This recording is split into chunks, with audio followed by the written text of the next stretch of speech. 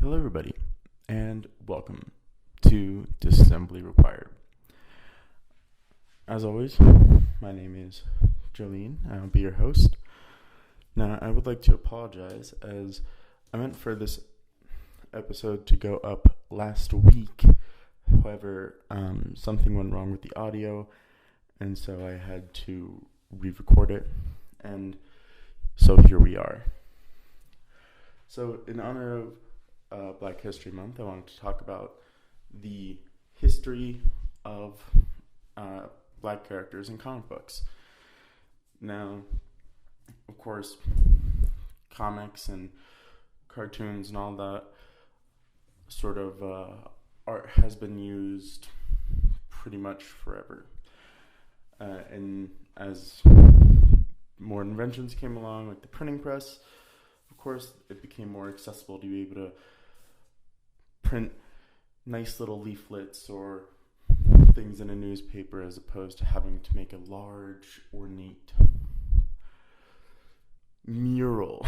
I don't think a Sistine Chapel would work so well if we didn't have paint.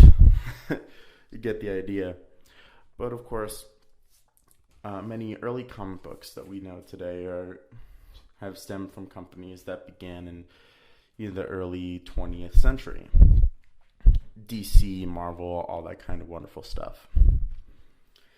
However, of course, a lot of early comic books were pretty bad. Anybody who looks at older comic books would most likely be horrified at the levels of racism and overall just disregard for any character that wasn't white, straight, and a man. It was kind of horrifically appalling. So let's sort of start with some of the more popular comics. A lot of earlier comics were, of course, smaller stuff.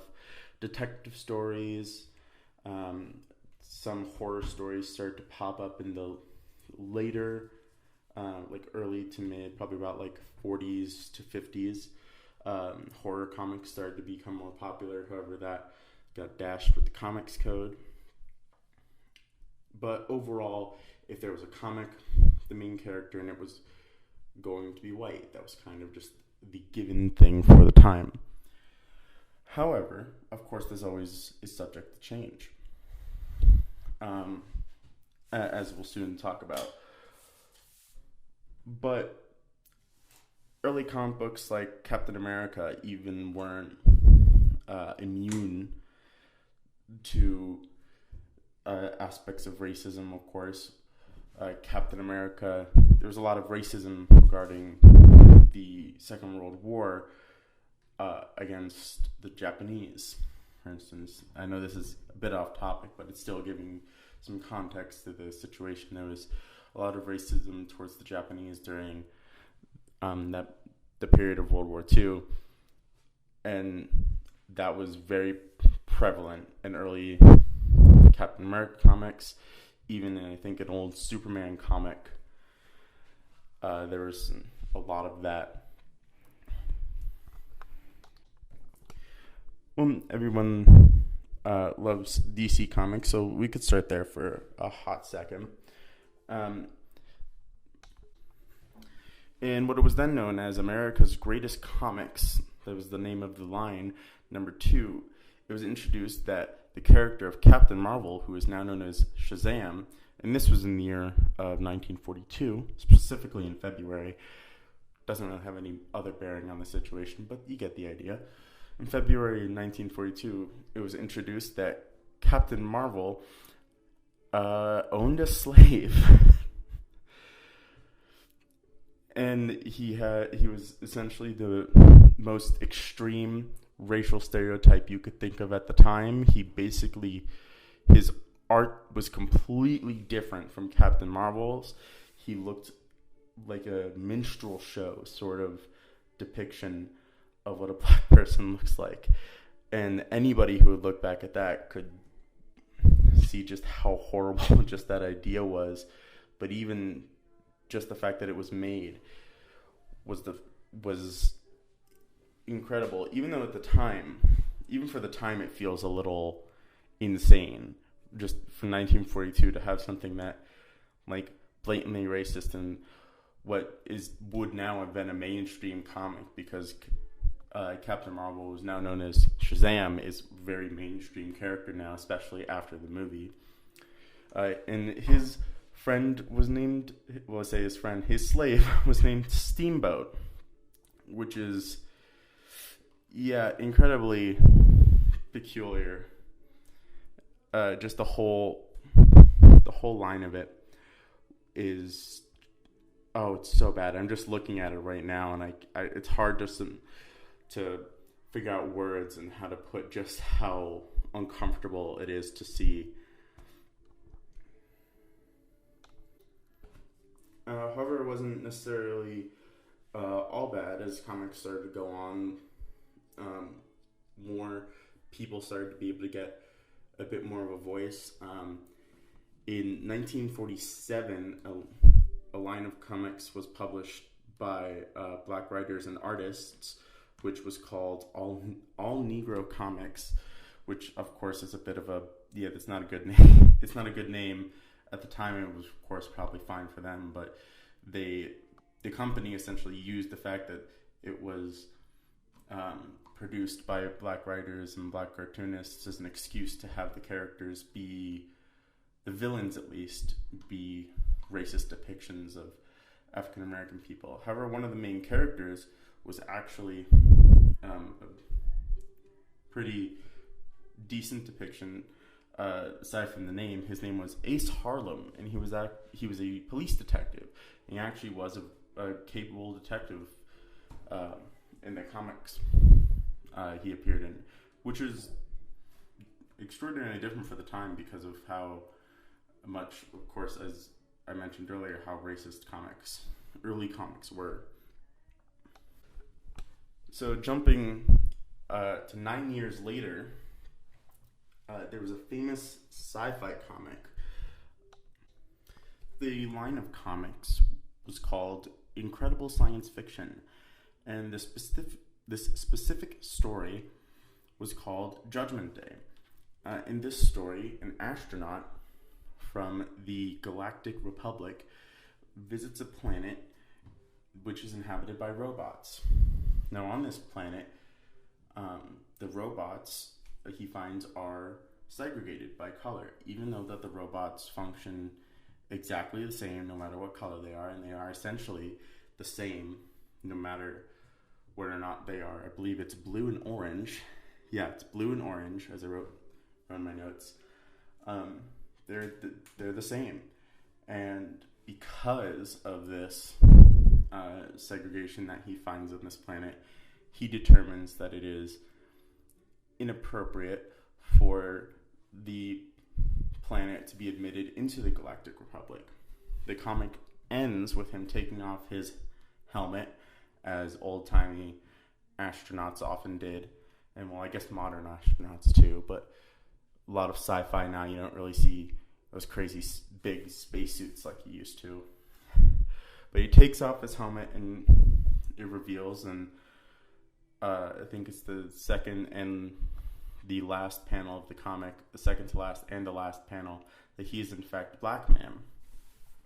Now, since this was 1956, this was a huge problem for the company itself because of how insane the Comics Code was.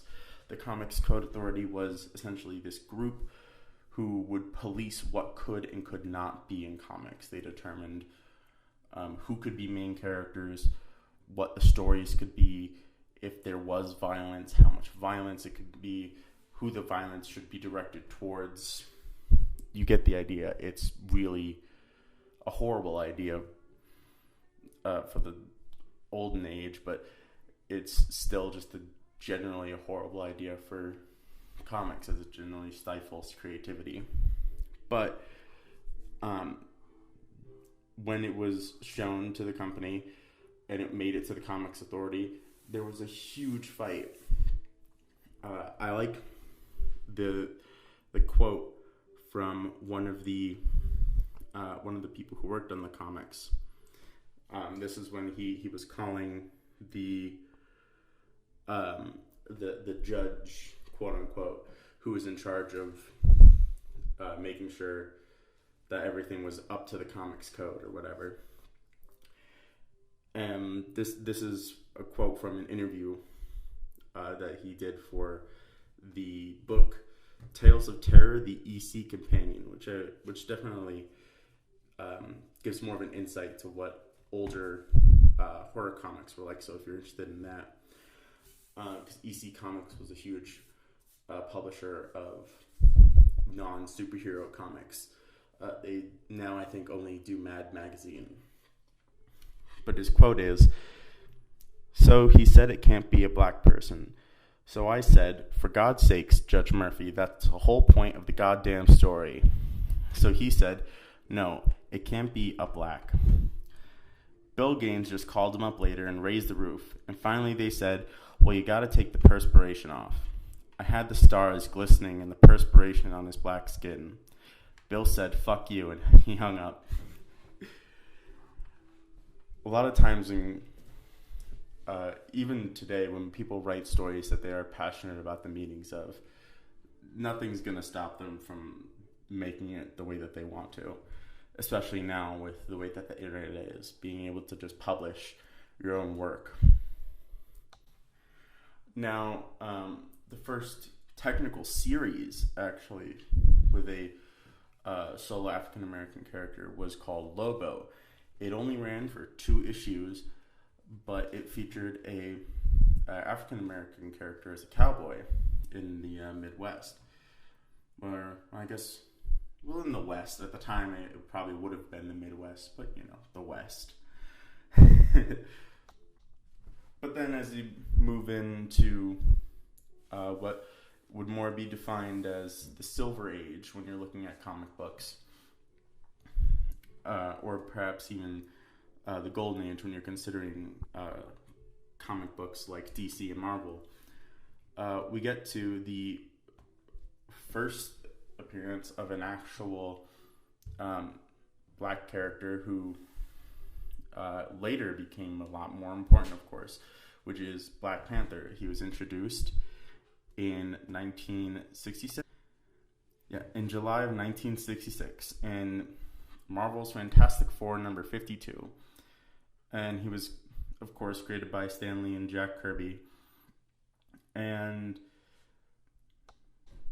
at the time, it wasn't really a big seller. Of course, if you were able to get your hands on that issue and saved it until today, I mean, that thing's probably worth at least a couple $1,000. It was one of those odd issues of the fact that, despite the fact that he wasn't, of course, a main character and he was an important character in the storyline, that even though it was 1966, he was still a black character in comic books, and that just didn't sell well at the time. Of course, if you look back on that time and you were to search Black Panther 1966, you would probably find 2 things. You would find the first issue in which Black Panther appeared in Marvel Comics, and of course multiple articles about the Black Panther organization, which were a political group of black Americans who were focused on, civil rights and liberation, and did a lot of great things when they were as big as they were. They helped police the police. Actually, was one of the things that they did. They would be in black neighborhoods in which they knew that police would harass people, and they would just be there, make sure that the police weren't just harassing people for being there, or essentially for being black. So by having a character named Black Panther at that point in time, it was a very political thing, just giving him the name Black Panther. So he sort of became a little bit of a sort of cultural icon going into later years. And he actually was a lot more developed than other black characters, of course, because at the time if a black character was introduced, they're just a sidekick, they're just a trope, they're just a stereotype. But Black Panther was sort of meant to give more dimension to what a black story could be in this time. Now, granted, he was written by two white guys, but they were trying their best because obviously it was still at that time where it would be difficult for a black writer to be able to get into the field. Now, 3 years after that, another black character was introduced in Marvel Comics, known as Falcon. Anybody who's seen the Marvel movies knows who Falcon is, and of course is going to know who Falcon is in a couple upcoming movies and a TV show that's coming out, because Falcon is being slated to become Captain America and take over the role of Captain America in the next movies and TV shows, as the character did years ago in the comic books. But when he was initially introduced in 1969, it was a huge thing because he was given sort of a similar thing with Black Panther, was he was created with the idea of being more than just a trope, with actually being a character who had dimension. And he was treated as an equal by other superheroes, especially by Captain America. But it was later revealed in the earlier comic books that he was actually a pimp who was mind controlled by the Red Skull. So take that with what you will. DC Comics, of course, was no stranger to having some concerning characters. Of course, a lot of earlier depictions of black people in DC Comics were more so depicted as the modern stereotypes, the thugs, the criminals, and they didn't have a black character as the headliner for a really long time. If I remember correctly, it is the first black character in DC Comics was Jon Stewart, who was the Green Lantern. Oh no, excuse me, I'm sorry, I got my notes out of order. The first black character for DC actually was called the Black Racer, who I've actually never heard of, but he's from the New Gods series. So he's involved with a whole dark side, Orion, that kind of characters, if you know about that. But then after, and Black Racer was introduced in 1971, and Jon Stewart was introduced in 1972. And he had a similar goal. He wanted to make, of course, you want to make more characters, and that was essentially one of the reasons that DC brought Kirby on, was essentially to try to make more well-rounded characters. But when Kirby tried to make Jon Stewart, he accidentally sort of fell into the trope of the angry black man, which of course is not really something you want to go for ever, is fall into a trope for any sort of minoritized character. And I know it's been a bit, you've been expecting it, but it doesn't happen until 1972, when the first black superhero gets his own comic line, and that character is Luke Cage. And he debuted in 1972 in the comic line Luke Cage, Hero for Hire. DC was a bit late on that, as they introduced Black Lightning in 1977. And side note, both the TV show for Luke Cage and Black Lightning are absolutely fantastic. Both of them are on Netflix. So if you have the time and a good week on your hands, like I'm about to have, I would highly recommend uh, taking a look into both of those shows because they're just fantastic. And so they went on and on and on. You had a bunch of different characters, a bunch of different iterations of characters. Characters like Jon Stewart became more and more complex. I mean, when I grew up, I watched the Justice League, the TV show. And when they said Green Lantern, they were talking about Jon Stewart. And anytime they mentioned Green Lantern, it was Jon Stewart. And whenever I heard somebody say Green Lantern, I was like, oh yeah, Jon Stewart.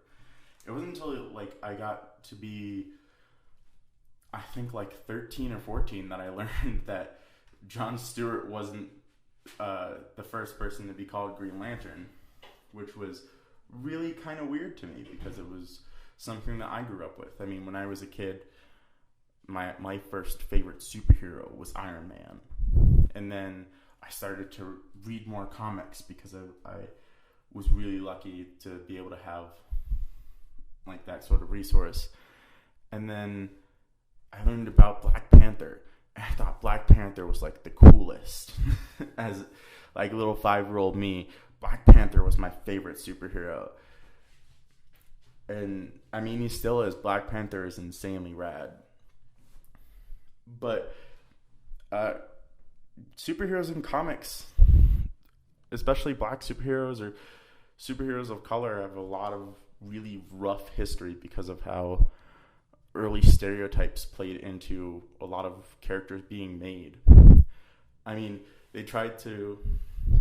I remember there was a superhero that was scrapped from, I believe it was DC Comics, and his name was the Black Bomber, and he was a racist white man who, anytime he got angry, became a superpowered black guy, which is insane, conceptually speaking, because I believe that was thought of in, I think, the late 80s, which even in the late 80s,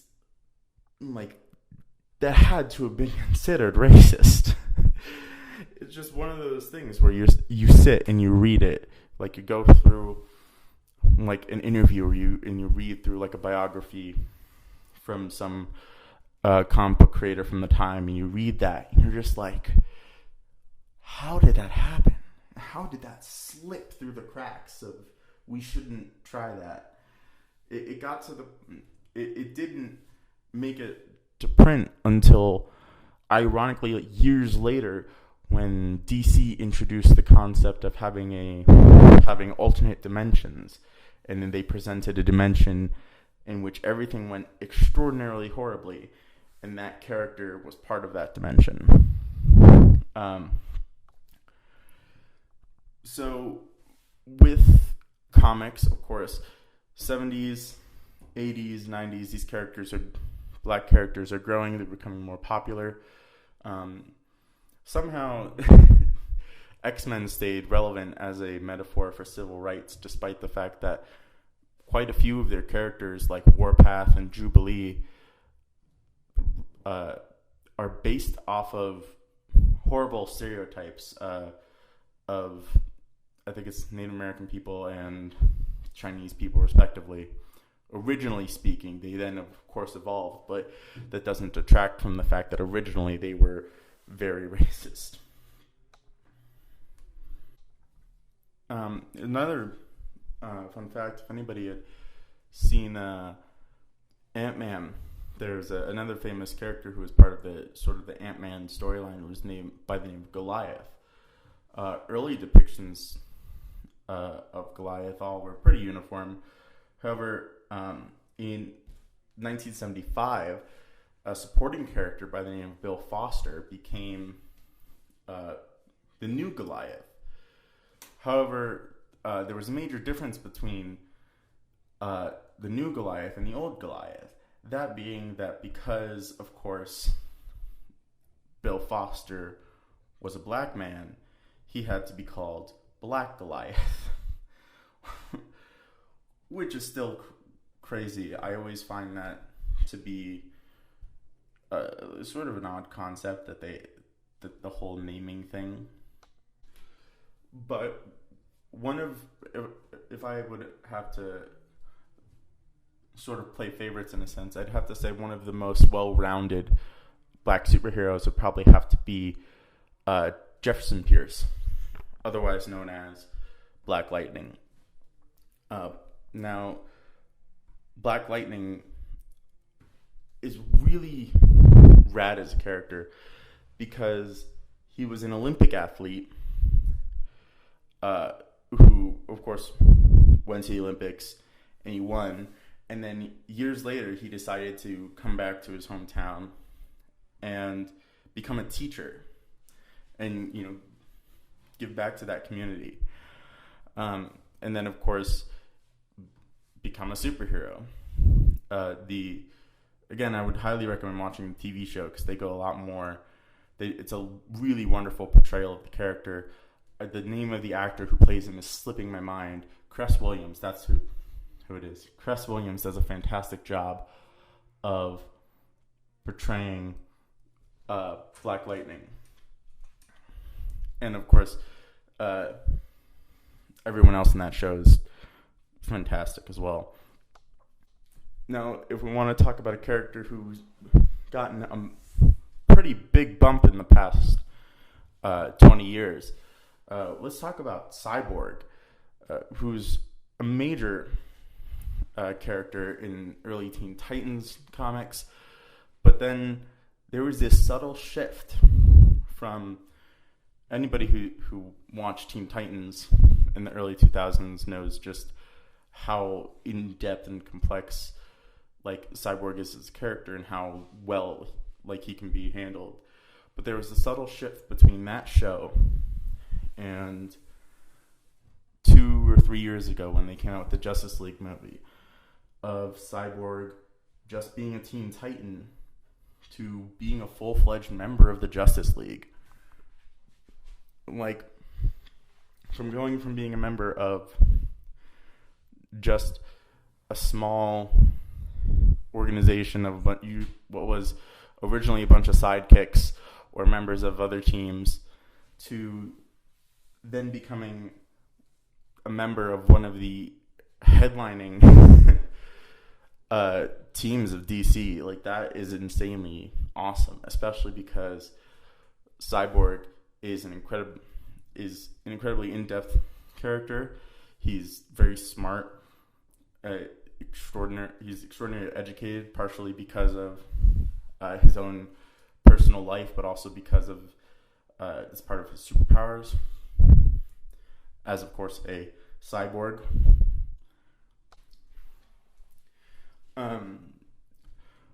But black characters, of course, weren't immune to what was going on at the time. The 1970s and 60s and even some of the early 80s in film were the era of the Blaxploitation film, which were usually these extraordinarily hyper-stylized movies that were just the action movies really just over the top. A lot of the action movies had kung fu in them. They were just these crazy films that at the time were being used by black actors, black writers, and black filmmakers to be able to give power to the community. Because even then, when these films started, black people still had to have the roles of the slave or the servant in movies. And by creating the Blaxploitation genre, yes, it preyed on the stereotypes of the time, but also was able to give actors an ability, and actors and writers and directors, to tell stories that were different from what were being told about black people in movies, which is really awesome. But as a response to that, of course, comics is going to want to reflect that, which is part of why, like I said, Jon Stewart, Black Lightning, Luke Cage, all of them came out of the Blaxploitation era. So did a character named Bronze Tiger, another character named Misty Knight, Bronze Tiger you'll recognize if you've watched Arrow. He's in Arrow. Misty Knight, again, you would recognize if you watched the Netflix Marvel shows. She is in, I think, every single one. She's a detective. And that's just an incredible reflection of what happened, because even it reflects of how we change comics, because those characters at the time, of course, played on stereotypes, but now those characters have been taken and used to tell stories that are reflective of the time, because the Blaxploitation genre was able to give power to writers and filmmakers to be able to eventually tell these stories, which is interesting. I would highly recommend, again, any of the shows that I'm watching. I think I'm going to put them in the description. Probably links to like the trailers for them, because they're really great. Now, of course, you have other characters like Storm, who was also introduced, I believe, in the 60s alongside the Justice League. No, what am I talking about? Justice League. Storm was introduced with the X-Men in the 60s. Don't know why that slipped over me. Other fun fact, so Marvel, of course, had a character named Captain Marvel. However, Captain Marvel was originally a man, but later became a woman. In 1980s, Captain Marvel was Monica Rambeau, who you might. It was a bit of a nod, bit of an Easter egg if you watched the Captain Marvel movie, because that was the name of I believe it was the child that Captain Marvel's best friend had in the film. Little things. But one of the most interesting black characters that I find to be is Spawn, because a lot of people forget that Spawn is black, which I know sounds strange. Who is Spawn? Why haven't I heard of Spawn? Is Spawn DC? Is he Marvel? Well, Spawn is a product of Todd McFarlane, who is a extraordinary artist. He's done a bunch of different movies and TV shows. Overall, he was part of the bigger movement in the 90s of having these extraordinary overkill comics. I think they actually had a character named Overkill in his early comics. But Spawn essentially was one of the only survivors of that era. And that's because of how wonderfully Spawn is written, but also because of how powerful Spawn is. I mean, Spawn was powerful enough in his comic to take on the devil and God, and won, of course, both times. Spawn, essentially, we'll start at the beginning. His name's Al Simmons.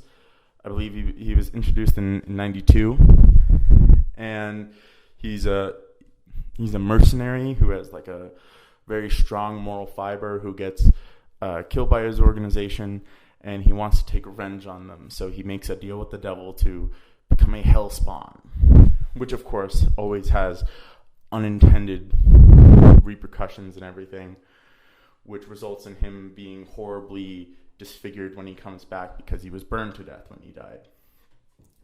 And now, I mean, we had a movie in the late 90s for Spawn. We have actually a movie, I believe, coming out later this year or early next year for Spawn. And he's maintained popularity despite like still being on the fringes of the comic world. I mean, it's him surviving without being attached to Marvel or DC shows how much people love this character. And that, I think, is a good note to end on, that when a character is well written, no matter what the color of their skin is, that them being able to have that staying power makes it an example of excellence and is going to empower people to be able to write more stories. And those are the kinds of stories that we need to hear. My name is Jolene. As always, I've been your host for Disassembly Required. And I will see you all next time. Goodbye.